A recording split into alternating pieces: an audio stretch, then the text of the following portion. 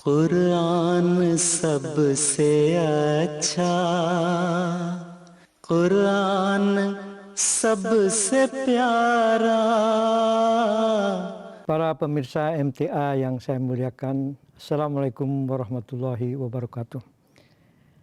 Kita kembali menampilkan tentang paparan yang berjudul Pandangan Hazrat Mirza Ghulam Ahmad, pendiri Jemaat Ahmadiyah, tentang keagungan, keunggulan, dan keistimewaan daripada Al-Quran. Di dalam episode yang lalu, ketika kita menyampaikan tentang subjudul Pintu Ma'rifat Ilahi melalui Al-Quran, di sana Hadrat Masih Maud alaihissalam menjelaskan bahwa pintu ma'rifat yang didalami oleh beliau itu pertama adalah tentang pengenalan Zat Ilahi yang Maha Esa, Maha Pengasih dengan penyayang, serta 99 Asmaul Husnanya. Dan kemudian pintu ma'rifat yang kedua adalah tentang hikmah, bagaimana dengan mendalami Al-Quran dan juga mengamalkannya. Dan ketiga yaitu mujizat ikutan. Sebetulnya di dalam maksud penerjemahan itu adalah yaitu mujizat induksi, efek, asar, ataupun pengaruh positif daripada keagungan dan ketinggian daripada Al-Quran. Hari ini saya akan mencoba memperjelas daripada apa yang dimaksud Hazrat Mirza Ghulam Ahmad alaihissalam tentang mujizat ikutan. Hadirin dan hadirat yang saya muliakan, bahwa triliunan atau jutaan manusia dianugerahi Allah SWT, yaitu logika, nalar, dan pemahaman. Dan dari fitrat yang bersih itu Allah Ta'ala telah mencurahkan ilmu-ilmu ma'rifat, hakikat, dan kebenaran ini tentu akan dapat diserap oleh orang-orang yang berfitrat suci dan berakhlak mulia. Nah, jadi makin mereka mendapatkan ilmu karunia dan hidayah ini, mereka akan dapat lebih banyak mengenal daripada Allah Subhanahu wa Ta'ala dengan sifat-sifat dan keagungannya. Al-Fatihah itu juga merupakan kunci pembuka daripada Al-Quran, dan juga di situ merupakan bahwa kunci keberhasilan dan kemenangan. Jadi di sini pintu ma'rifat ini hanya dapat dikenal dengan sebaik-baiknya melalui doa dan satu wejangan yang diberikan oleh Allah Subhanahu wa Ta'ala sendiri.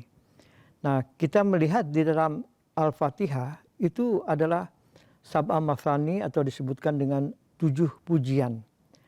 Allah Ta'ala itu memuji dirinya sendiri, memperkenalkan sifat-sifat dan keagungannya, dan juga menyeru umat manusia untuk menyembahnya, yaitu dengan pujian-pujian yang disebutkan di dalam surat Al-Fatihah. Jadi ringkasan dan patisari daripada Al-Quran itu semua dirangkum di dalam surat Al-Fatihah. Di dalam penjelasan yang lalu, kita juga sudah sampai kepada suatu penjelasan tentang Al-Fatihah. Dan di situ tujuannya yaitu rangkuman dan patisari serta kesimpulan daripada Al-Quran ini adalah agar manusia menyembah Allah Subhanahu wa Ta'ala sebagai hal makhluknya, menyembah Allah Subhanahu wa Ta'ala yang esa. Nabi Muhammad Rasulullah SAW sepanjang hidupnya selalu menjaga, memperhatikan, memperdalam, dan meningkatkan nilai-nilai daripada ibadah. Nah, di dalam surat Fatihah itu sendiri itu menunjukkan kepada kita pembuka. Bagaimana untuk dari secara bertahap kita dapat mengenal secara sempurna akan sifat-sifat, maksud tujuan hidup, dan juga keagungan daripada Allah Subhanahu wa Ta'ala. Kita melihat bahwa wa ma khalaqtul jinna wa insa illa liya'budun. Nah, ini karena sebagian pemirsa masih ingin mendapatkan kejelasan mengapa Al-Quran ini menitik beratkan kepada ibadah. Terutama di dalam Islam adalah sholat. Sebetulnya sholat itu sendiri sudah ada dicanangkan dalam bentuk doa daripada Nabi Ibrahim alaihissalam. menghijrahkan Nabi Ibrahim alaihissalam, keluarga, istri dan anaknya itu untuk membangun dasar fondasi daripada Ka'bah adalah tujuannya liyuqimus salat, untuk mendirikan salat. Dan juga timbul satu ibadah yang penyempurna dari rukun Islam adalah haji. Nah, itu Nabi Ibrahim alaihissalam dari zaman kita kira-kira 4 atau 5.000 tahun yang lalu. 124.000 nabi-nabi diutus ke Bani Israel. Tapi yang menyempurnakan satu tujuan Nabi Ibrahim alaihissalam itu untuk mendirikan sholat itu belum terpenuhi.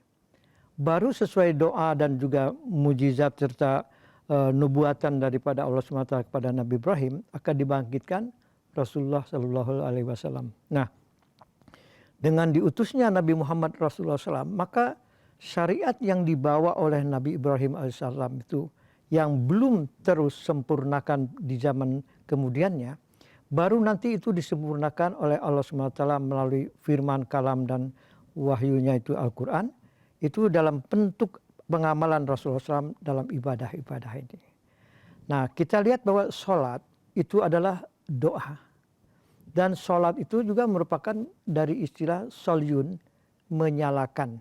Atau merambat dia, memperdekatkan wujud diri kita ini kepada zat sang pencipta. Kemudian menghidupkan. Artinya kalau seorang yang tidak beribadah, berarti iman dan keyakinannya itu mati. Kemudian doa. Kita lihat surat Fatihah itu adalah 7 doa. Dan doa itu datang dari Allah Subhanahu wa taala dan kita akan kembali apabila melakukannya itu dengan meraih kemenangan. Kemudian dikatakan juga sholat itu sendiri persembahan. Jadi kita datang menghadap kepada Allah Subhanahu wa taala mempersembahkan suatu harapan yang digariskan oleh Allah Subhanahu wa taala kita untuk mengerjakan ibadah-ibadah itu dengan khulus, ikhlas, ya, yakin dan iman itu. Dan kemudian kita ada satu doa yang diajarkan oleh Rasulullah SAW. Walaupun dia sepanjang hayatnya beliau mengerjakan sholat. Namun ada selalu doa yang diselipkan oleh beliau itu. A'udzubillahiminasyaitonirrajim. Allahumma inni ala zikrika. Ya Allah, tolonglah aku, bantulah aku dalam berzikir kepada Engkau. Wa syukrika, dan selalu untuk memanjatkan rasa syukur kepadamu. Wa husni ibadatika, yaitu dan hiasilah, ya perindahlah ibadatku kepada Engkau. Nah, kemudian sholat itu sendiri wala zikrullahu akbar, mengagungkan Allah SWT. Nah, jadi di sini Al-Fatihah yang dibuka sebagai pembuka Al-Quran, ya, miftah atau fatah itu artinya pembuka. Ya. Nah, ini pembuka bagi pengenalan kepada Allah Subhanahu wa taala. Lalu yang kedua, kita untuk membuka mencari hikmah-hikmah itu, dan yang selanjutnya itu adalah sebagai mujizat. Nah, mujizat tadi bukan hanya Rasulullah SAW dan para sahabat saja, tetapi mereka yang melaksanakan ibadah sholat, menjalankan daripada perintah larangan Al-Quran, itu pun akan mendapatkan mujizat-mujizat dan pertolongan Allah SWT. Saya ingin menyampaikan suatu ungkapan Hazrat Mirza Ghulam Ahmad alaihissalam, Imam Mahdi dan Masih Maud, yang beliau tulis dalam buku yaitu tentang pidato Lahore, ya, jadi lecture Lahore. Di situ beliau memberikan suatu nasihat atau wejangan kepada para pesolat. Beliau mengatakan mubarak. Selamatlah atas pesolat yang melakukan solat tanpa malas. Ya.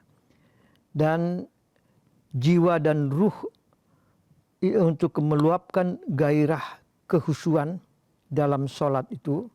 Kemudian engkau telah mengasingkan diri di dalam kegelapan malam di hutan yang sepi dan hening. Nah, Rasulullah SAW dan para orang-orang suci di dalam Islam itu sering menyendiri dia. Apakah dia sholat untuk tahajud, sholat nafal, sholat hajat dan sebagainya itu. Kegundahan, kegelisahan, kefanaan dengan tanpa mempedulikan apa hasilnya nanti, yang pada akhirnya engkau akan memperoleh fadl dan karunia Allah SWT. Jadi di dalam perjuangan ibadah itu tidak meminta imbalan. Walaupun dengan susah payah, contoh saja misalnya kita pergi umrah atau haji.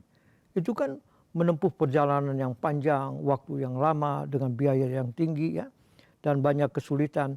Nah, kita tidak memperdulikan apa imbalannya. Nah, ini semua dilakukan adalah dengan dasar itu tadi untuk membuka pengenalan ma'rifat kepada Allah SWT. Selanjutnya beliau mengatakan juga Dia, yaitu Allah SWT, zat yang kita seru siang malam, ini zat yang sangat penyayang, penyantun, kemudian pemalu. Artinya pemalu itu menutupi segala keaiban, ya. Kemudian dan yang paling benar, setia, pengasih, ya. Tanpa diminta pun dia memberikan kasih sayangnya kepada makhluknya. Terhadap orang-orang yang selalu tawadu dan merendahkan diri. Dan oleh karena itu kalian pun merendahkan dirilah di dalam sholat. Setialah selalu kepadanya dan berdoalah dengan tulus dan benar-benar penuh dengan keyakinan. Agar supaya kalian dikasihani olehnya, menjauhkan engkau dari hiruk pikuk, keserakahan dan kegaduhan dunia.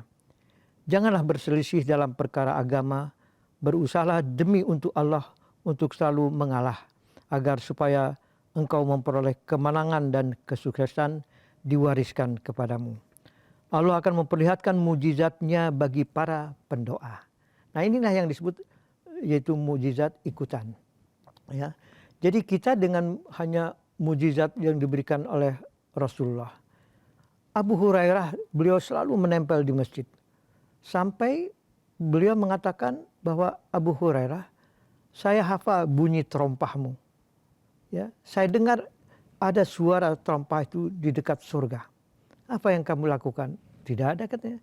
Saya berwudu sebaik-baiknya, lalu setiap saya masuk ke masjid saya sholat 2 rakaat dan banyak berzikir ilahi. Nah, itu juga merupakan mujizat ikutan. Rasulullah SAW pernah didatangi oleh Hadrat Abu Hurairah radhiyallahu anhu. Beliau mengatakan, ya Rasulullah, engkau memberikan khazanah ma'rifat yang luar biasa. Saya ingin menuntut ilmu dan meraup banyak ilmu yang tiada habisnya ini. Tetapi saya pelupa. Doakanlah saya. Kemudian Nabi Muhammad Rasulullah SAW membuka sorban beliau. Kemudian beliau berdoa panjang dan khusus sekali. Kemudian ditutup. Lalu sorban itu dikenakan kepada Hazrat Abu Hurairah radhiyallahu anhu. Dan setelah itu ribuan daripada hadis-hadis Rasulullah SAW yang disampaikan itu dapat beliau hafalkan. Nah, ini mujizat bagi Rasulullah SAW adalah satu mujizat, ya. Dan bagi pengikut beliau yang setia, yang hatinya tulus ikhlas itu pun mendapatkan karunia. Nah, begitu jugalah Hazrat Masih Maud alaihissalam. Mujizat ini seperti faj'al afidatan minan nasi tahwilahim. Condongkan hati manusia kepada mereka itu. Kepada siapa? Nabi Ibrahim, keluarganya dan anak-anaknya juga. Nah, dari situlah kita melihat bahwa Hadrat Rasulullah SAW dengan ibadah haji dan umrah ini yang dicanangkan oleh Allah SWT melalui Nabi Ibrahim untuk memakmurkan Baitullah Ka'bah, itu dihidupkan oleh Nabi Muhammad Rasulullah SAW. Tidak ada pengikut agama yang lain yang ribuan jumlahnya nabi-nabi itu yang mengamalkan semua ajaran daripada Nabi Ibrahim alaihissalam. Nah, ini jugalah yang dihidupkan oleh Hadrat Masih Maud alaihissalam, yaitu dengan faj'al afidatan minan nasi tahwilahim, itu condongkan hati manusia kepada orang-orang yang telah diutus ke muka bumi ini untuk menegakkan tauhid dan keesaan Allah SWT. Nah, jadi di sini mujizat bagi para pendoa, bagi orang yang selalu memohon pertolongan dan perlindungannya, dia dalam menganugerahkan nikmat-nikmatnya secara luar biasa. Nah, jadi walaupun Nabi Muhammad Rasulullah SAW, Nabi Ibrahim dan nabi-nabi terdahulu sudah meninggalkan kita lebih dahulu, tetapi berkat-berkat daripada Al-Quran dan juga doa serta mujizat daripada Rasulullah SAW itu dapat induksi, dapat pengaruh dan memberikan satu efek yang indah daripada kebagusan-kebagusan yang mereka telah raih ini. Jadi ini apalah satu Allah mengajarkan doa Al-Fatihah, ya kan? Dan itu datang dari Tuhan, menunjukkan sifat-sifat Tuhan yang 4, ya. Kemudian bagaimana cara yang doa yang merendahkan diri. Kemudian ada juga ada ancaman di depan itu maghdub dan dolin juga. Nah itu semua ada rambu-rambu untuk penyelamatan keimanan umat manusia itu.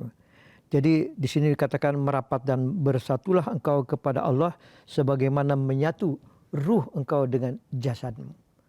Jadi di sini bahwa kita tidak terpisah dalam kita bergerak dan bersujud kepada Allah SWT, tetapi harus diikuti gerak tubuh dan jasmani kita ini dengan keimanan, ketulusan, keyakinan dan rambatan daripada doa-doa.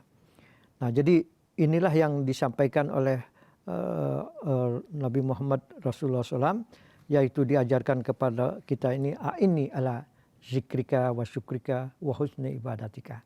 Nah, jadi Hazrat Masih Maud Hazrat Mirza Ghulam Ahmad alaihissalam datang di dunia ini untuk menghidupkan agama, menegakkan kembali syariat, lalu menegakkan tauhid ilahi. Itu di dalam persyaratan daripada baiat masuk ke dalam Jemaat Ahmadiyah pun adalah patisari daripada ajaran Al-Quran. Nah, disitulah bahwa tidak akan syirik, melakukan syirik sampai mati. Dan tidak akan melepaskan tujuan hidup daripada kita mendirikan sholat berjamaah selama hayat dan hidup kita ini. Nah, jadi kita itu selalu Jemaat Ahmadiyah selalu menegakkan adanya jamaah, adanya imamat dan adanya muqtadi dan para orang yang ikut-ikut dalam sholat berjamaah. Nah, inilah suatu bagaimana tadi yang disebutkan mujizat ikutan ini, itu tujuannya adalah mujizat itu tidak terbatas kepada orang-orang atau wujud-wujud yang menerima mujizat itu sendiri, tetapi akan terus berbuah berbunga. Ibarat pohon yang subur dia, yang memberikan buah yang sepanjang masa. Nah, begitu jugalah Al-Quran ini, amalan-amalan doa Rasulullah SAW, dan mujizat yang selalu dari masa ke masa itu memberikan bukti yang nyata. Ini pun dapat selalu dimunculkan oleh para pengikut setia daripada Nabi Muhammad Rasulullah SAW dan pengikut Masih Maud alaihissalam. Hadirin dan hadirat yang saya muliakan, jadi Al-Fatihah itu kalau kita dalami ya, jadi tidaklah sholat itu sempurna kalau tidak dibacakan daripada surat Al-Fatihah. Nah, jadi memang Fatihah itu doa yang diajarkan dari Allah SWT sendiri. Dan doa ini pula lah yang akan mengantarkan manusia kepada suatu warisan yang akan diberikan sebagai kesuksesan yang dijanjikan oleh Allah Subhanahu wa taala. Jadi betapa bahagianya kita bergabung dengan Hazrat Mirza Ghulam Ahmad, Masih Maud dan Imam Mahdi ini, karena beliau secara pribadi telah menemukan jalan yang ditujukan oleh Rasulullah dan mengalami juga ta'aluk dan qurub ilahi. Dan sehingga beliau membagikan rasa nikmat dan karunia Allah SWT kepada semua orang. Bahwa aku memiliki zat Allah Ta'ala yang hidup, agama yang hidup, dan jalan yang penuh dengan keberkatan. Nah, jadi disitulah mengembalikan iman dari bintang Thuraya. Jadi kata Hazrat Masih Maud SAW ketika kita diajarkan tentang bacaan doa daripada Al-Fatihah. Jadi di situ gerakan itu sebetulnya salyun itu menyalakan, menghidupkan dan membuka. Jadi artinya dengan kita takbir saja itu telah terbuka pintu keyakinan dan kecintaan kita. Disebutkan Allahu Akbar misalnya, Bismillahirrahmanirrahim, sifat Allah yang maha pencipta. Kemudian segala pujinya tidak ada habis-habisnya. Kemudian sifat Rahman dan Rahim tidak pilih bulu. Ya, segala makhluk diberikan minta atau tidak diminta. Ya. Nah, jadi dengan kita membaca takbir dan Fatihah saja sudah terbentang bagi kita gambaran bahwa Islam itu mempunyai gambaran yang sangat indah. Nah, inilah bahwa tadi disebutkan mujizat ikutan ini itu adalah induksi, pengaruh efek, dan juga suatu buah-buah daripada mujizat daripada Al-Quran dan surat Al-Fatihah ini. Jadi mudah-mudahan Allah SWT membukakan pintu ma'rifat kepada Allah SWT dan kita dapat menjalankan ibadah dengan sebaik-baiknya. Billahi taufiq wal hidayah. Wa akhiru da'wana anil hamdulillahi rabbil alamin. Wassalamualaikum warahmatullahi wabarakatuh.